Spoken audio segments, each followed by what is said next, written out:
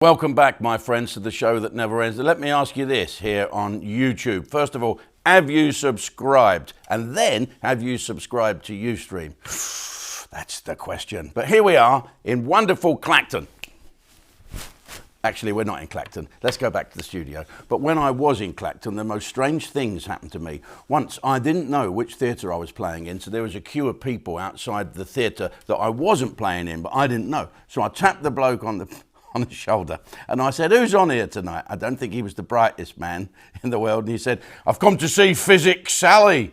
I thought, who's Physics Sally? And as he walked in, I saw the poster, Psychic Sally. I should have seen that coming, shouldn't I, really?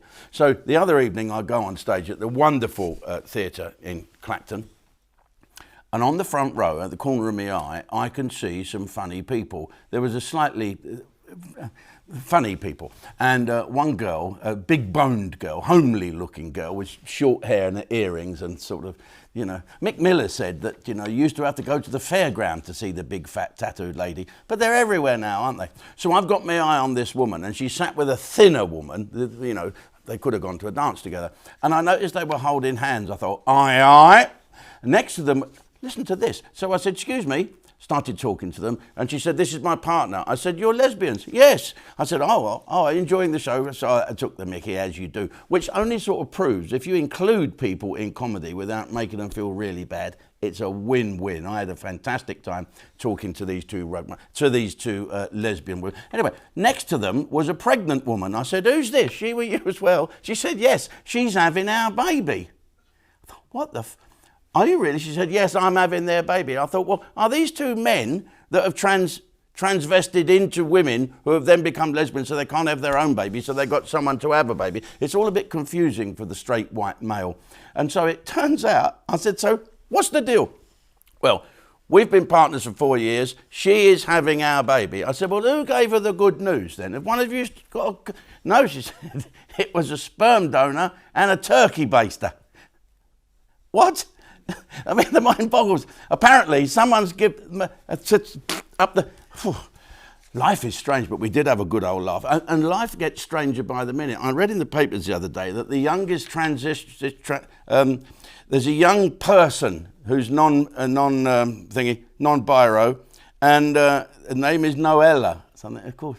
Yes, that's Noel with the female version of Noella, isn't it? Eh? Noella. And she's an American catwalk model, very young. Confusing is this? Right, Noella, rather than using a pronoun, a biological mum called Dee is now a man who lives with Ray, who's a transvestment as well, non-binary, and they're both non-binary. And this child, whether this child made the decision itself. I'm saying it because I don't want to get myself in trouble here. And it takes me back to the turkey baster and the woman. And I said, so, what are you expecting, a boy or a girl? Or can't I say that? Are you expecting both in one baby? Taking the piss. And said, no, but if the baby is born a boy and shows signs of wanting to be a girl, she will be a girl. Well, I said, even if it's a boy? Yes. Hang on, it's gone wrong. What's the world coming to? Oh, look, what a lovely baby. Hang on a minute, she's picked up. Oh, my God.